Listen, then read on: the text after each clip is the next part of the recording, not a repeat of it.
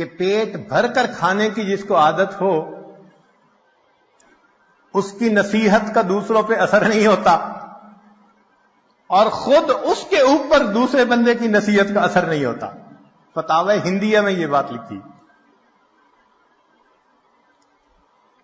اس بات کی طرف بھی ذرا غور کریں کہ کہیں ایسا تو نہیں ہمارے سیاہ کارناموں نے ہمارے رزق کے دروازوں کو بند کروا دیا ہو؟ کیوں چھوٹی چھوٹی اس بات پہ کسی نے جادو کر دیا، کوئی جنات کا اثر، کوئی فلاں اثر، خواہ مخواہ عاملوں کے پیچھے بھاگتے پھرتے ہیں، ایمان خراب کرتے ہیں۔ اگر کمرے میں اندھیرا ہو تو انسان سوچتا ہے کہ کھڑکیاں دروازے بند ہیں، یہ نہیں کبھی سوچتا کہ کسی نے کوئی عمل کر دیا، کمرے میں اندھیرا ہو گیا۔ ایک کھڑکی کھولتا ہے، ادھر سے روشنی نہیں آ رہی، دوسری کھڑکی کھولتا ہے، تازہ ہوا نہیں آ رہی، دروازہ کھول دیتا ہے۔ ہم بھی سوچیں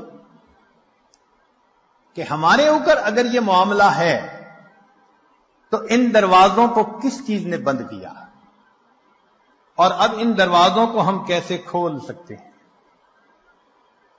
نقطے کی بات، تدبیر پیالہ ہے اور اللہ ہی دینے والا ہے۔ تدبیر پیالہ ہے اور اللہ ہی دینے والا ہے۔ تو جب پروردگار دینے والا ہے تو پرواہ کس بات کی؟ اس لیے اللہ رب العزت نے مال کو خیر کہا، انہ لحب الخیر لشدید۔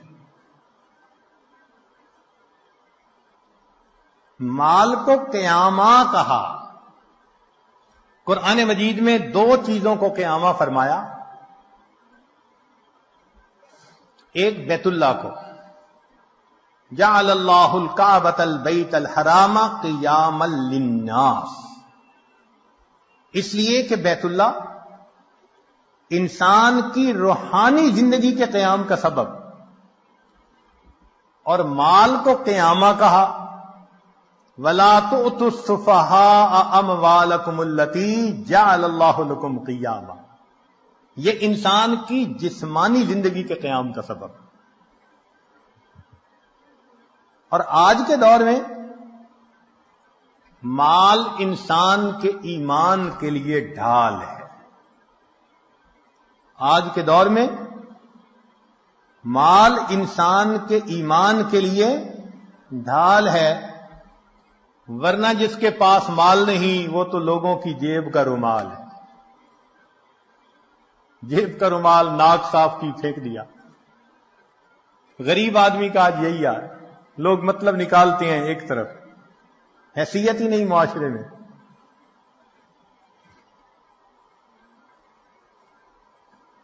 رزق کے معاملے میں دو باتیں اہم ہیں۔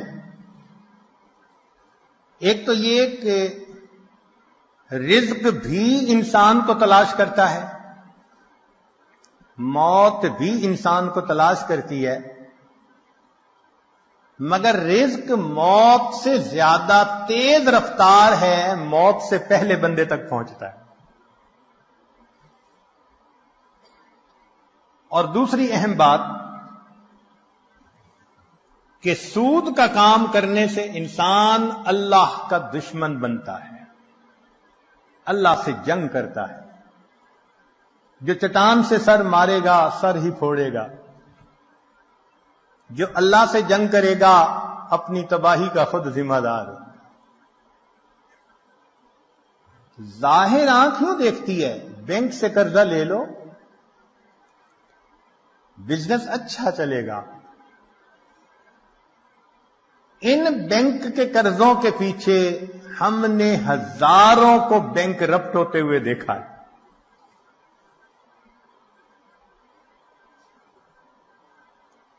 تو سود کی وجہ سے مال کی برکت ختم اور زکوٰۃ کے ادا کرنے سے مال کی برکت شروع. جس بندے نے زکوٰۃ نکالنی شروع کر دی اس کے مال میں اللہ نے برکت ڈالنی شروع کی. اور برکت کس کو کہتے ہیں کہ وہ رزق انسان کے لیے کافی وافی شافی ہو جاتا ہے، غیروں کے سامنے ہاتھ نہیں پھیلانے پڑتے. جتنا ہوتا ہے انسان پرسکون زندگی گزارتا ہے.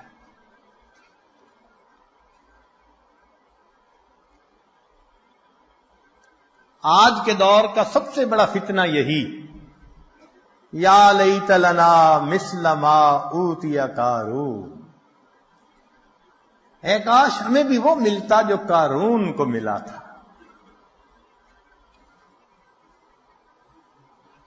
اللہ تعالی ارشاد فرماتے ہیں نحن قسمنا بینہم معیشتہم، ان کے درمیان معیشت کو ہم نے تقسیم کیا. تو مومن اللہ کی تقسیم پہ راضی رہے. اپنی طرف سے پسینہ بہائے وہ ہماری ذمہ داری ہے. اس کے بعد دال ساگ بھی مل جائے تو اللہ کا شکر ادا کرے. داؤد علیہ السلام کو فرمایا گیا کہ اے داؤد، اگر تجھے کھانے میں کبھی سڑی ہوئی سبزی ہی مل جائے تو سبزی کو نہ دیکھنا، اس بات کو دیکھنا کہ میرے پروردگار نے جب رزق کو تقسیم کیا تو میں اسے یاد تھا. بھیجنے والا تو وہ ہے نا، اس نے یاد رکھا. اس سے بڑی اور کیا بات ہو سکتی؟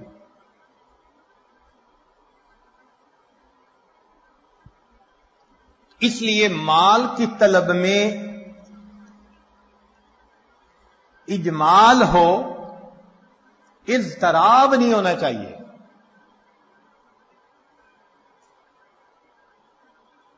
ایسے نہ ہو کہ انسان دوسرے کی جیب کی طرف دیکھ رہا ہو کہ یا تو خود نکال کے دے دے ورنہ میں اس کا گریبان پکڑ کے اس سے چھین لوں. اللہ پہ توکل کریں گے تو اللہ تعالیٰ اتنا دیں گے کہ آپ بس بس کریں گے. چنانچہ مال سے ہر کام دنیا کا نہیں سنورتا. آج جتنے مال والے زیادہ اتنے پریشان زیادہ، اتنے بیمار بھی زیادہ. مال سے انسان اینک تو خرید سکتا ہے، بہنائی تو نہیں خرید سکتا. مال سے انسان اچھی غذا تو خرید سکتا ہے، اچھی صحت کو تو نہیں خرید سکتا. مال سے انسان اچھے کپڑوں کو تو خرید سکتا ہے، خوبصورتی کو تو نہیں خرید سکتا. مال سے انسان دوائیاں تو خرید سکتا ہے، صحت کو تو نہیں خرید سکتا.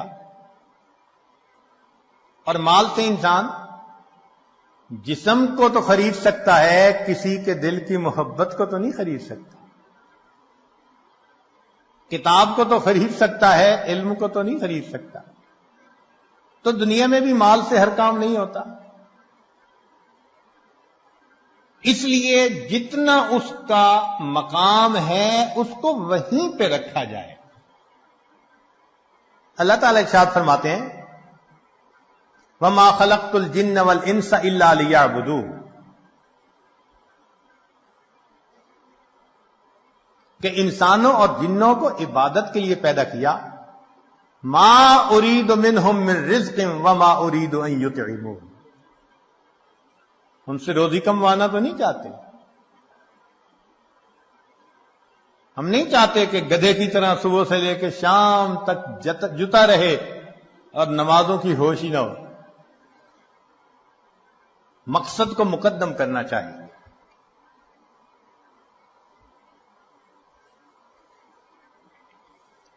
اللہ رب العزت رزق پہنچا کر رہتے ہیں. چنانچہ باجید بستامی رحمت اللہ علیہ سے کسی نے کہا کہ حضرت کیا کریں، رزق کی بڑی پریشانی ہے.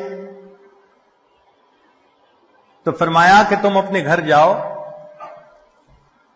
اور تمہیں اپنے گھر میں جو بندہ ایسا نظر آئے کہ اس کا رزق تمہارے ذمے، بازو پکڑ کے گھر سے نکال دو، اور جس کا رزق خدا کے ذمے تو تمہیں کیا پرواہ.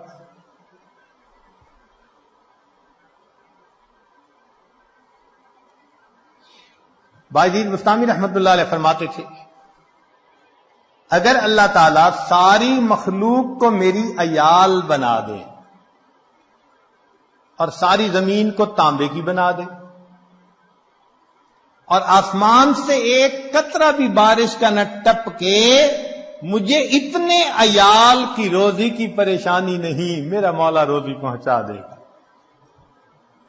ایسا یقین تھا ہمارے بزرگوں کو اللہ رب العزت کی ذات پر. چنانچہ باجید بستامی رحمۃ اللہ نے کسی کے پیچھے نماز پڑھی، امام صاحب نے تعارف کیا تو پوچھا من این تاکل، بھئی آپ کا ذریعہ معاش کیا ہے، کہاں سے روٹی کھاتے ہیں؟ تو باجید بستامی رحمۃ اللہ نے جواب دیا اصبر، صبر کرو، حتی اعید الصلاۃ التی صلیتها خلفک، میں وہ نماز لوٹا لوں جو تیرے پیچھے پڑی ہے، حیث شککت فی رازق المخلوقین، اس لیے کہ تجھے مخلوق کے رزق دینے والے کے اندر شک ہو گیا ہے.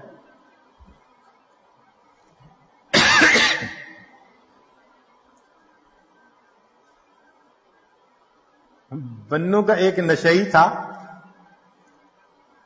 تو کسی نے کہا کہ آٹا مہنگا ہو گیا، کہنے لگا اپنے لیے قیمت بڑھائی ہے، ہمیں تو روزی اسی نے دینی ہے. ایک نشئی کا اللہ پہ توکل دیکھو کہ جی آٹا مہنگا ہو گیا، کہتے اپنے لیے قیمت بڑھائی ہے، ہمیں تو روزی دینی ہے نا.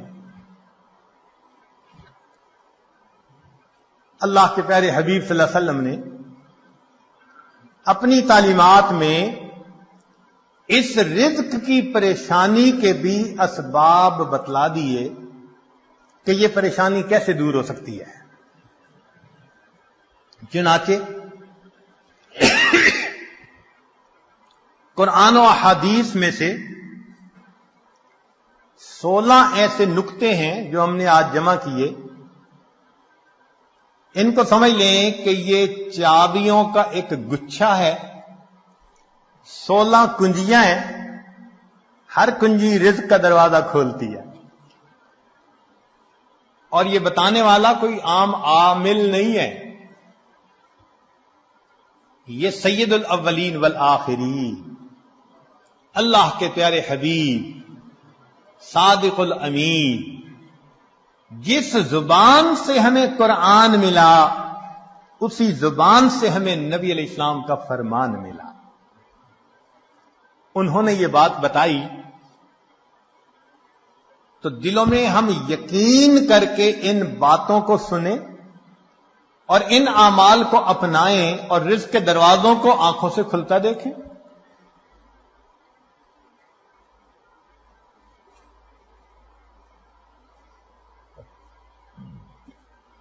رزق کی پہلی کنجی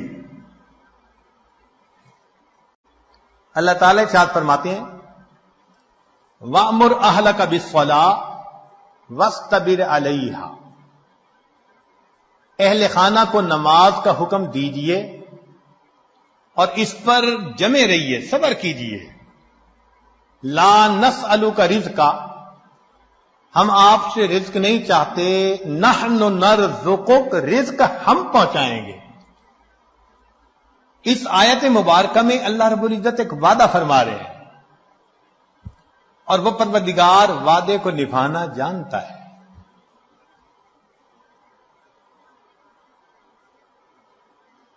تو معلوم ہوا کہ جس گھر کے سب مرد عورتیں اہتمام کے ساتھ نماز پڑھیں، ایک ہوتی ہے گنڈے دار نماز، مرد ہیں تو جماعت نماز کا اہتمام نہیں، عورتیں ہیں تو گھر کے کام مقدم، بس بھاگی دوڑی میں قضا ہوتے ہوتے نماز. ایسی نماز نہیں، اہتمام کے ساتھ نماز. تو جس گھر کے سب لوگ اہتمام سے نماز پڑھیں، یہ نہ ہو کہ عورت کھڑی تو مصلی پہ ہو جائے اور ہاتھ باندھ کر کپڑوں کی آپس میں کلر میچنگ کر رہی ہو. مرد مصلی پہ تو کھڑا ہو جائے اور گلی بازار کی سیریں کر رہا ہو. ایسی نماز نہیں.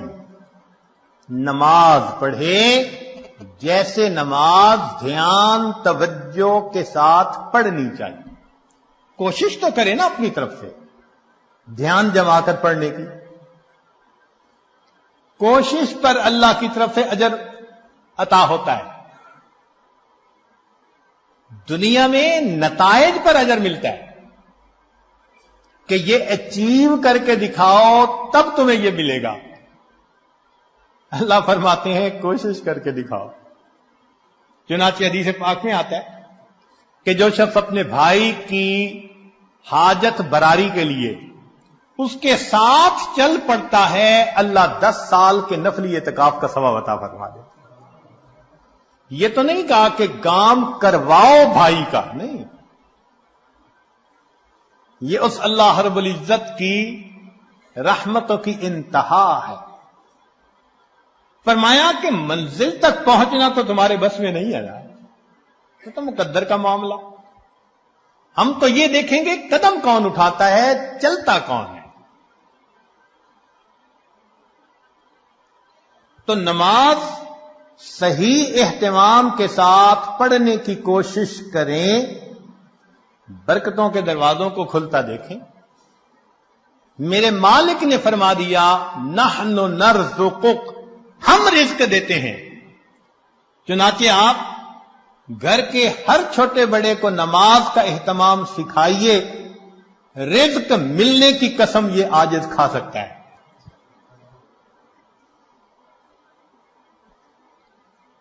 ماسٹر کی ہے رزق کی. کاروبار، نوکری، کوئی بھی مسئلہ ہو رزق کا، اہتمام نماز سے اللہ رب العزت مسئلوں کو حل فرما دیتے. دوسرا عمل کثرت استغفار. قرآن مجید میں ارشاد فرمایا فَقُلْتُ اسْتَغْفِرُوا رَبَّكُمْ إِنَّهُ كَانَ غَفَّارًا يُرْسِلِ السَّمَاءَ عَلَيْكُمْ مِدْرَارًا وَيُمْدِدْكُمْ بِأَمْوَالٍ. تو کثرت ذکر سے اللہ فرماتے ہیں میں مال کے ذریعے سے تمہاری مدد کروں گا.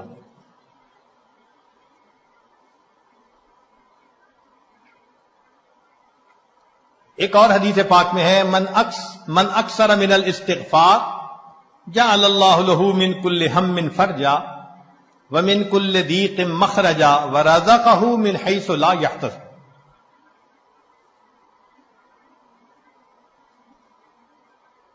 امام قرطبی رحمۃ اللہ علیہ فرماتے ہیں گناہوں کی معافی مانگنے سے بارش ملتی ہے، اللہ رب العزت قوموں کے رزق کو وسیع فرما دیتے ہیں. تیسرا عمل انفاق فی سبیل اللہ، اللہ کے راستے میں نیک کاموں میں خرچ کرنا. چنانچہ اللہ رب العزت ارشاد فرماتے ہیں وما انفقتم من شیء فهو یخلفہ. تم اللہ کی راہ میں جو خرچ کرو گے اس کا بدلہ مل کر رہے گا، ریٹرن مل کر رہتا ہے. یہ نہیں ہو سکتا کہ اللہ کے راستے میں خرچ کرو اور ملے نہ اس کے بدلے. یہ جو انفاق ہے یہ لفظ بنا نفق سے. نفق کہتے ہیں سرنگ کو، اور سرنگ میں انسان ایک طرف سے داخل ہو کر نکلتا ہے پھر دوسرا داخل ہو سکتا ہے.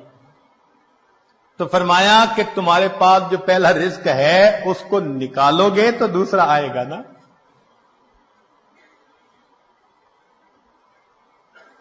وما تنفقوا من خیر یوفى الیکم، فرمایا انفق ينفق علیک، تم خرچ کرو اللہ تم پر خرچ کرے گا۔ عبداللہ ابن عمر اللہ عنہ فرمایا کرتے تھے ان للہ اقواما اختصهم بالنعم لمنافع العباد، اللہ کے کچھ بندے ایسے ہوتے ہیں اللہ نے ان کو اپنے بندوں کے منافع کے لیے مخصوص کر دیا، ان کی ذات سے اللہ کے بندوں کو نفع ملتا رہتا ہے، یہ ان کا چارٹر آف ڈیوٹی ہوتا ہے، جو ان کو ملتا ہے وہ ان کے اپنی ضرورت کے لیے صرف نہیں ہوتا، وہ دوسروں تک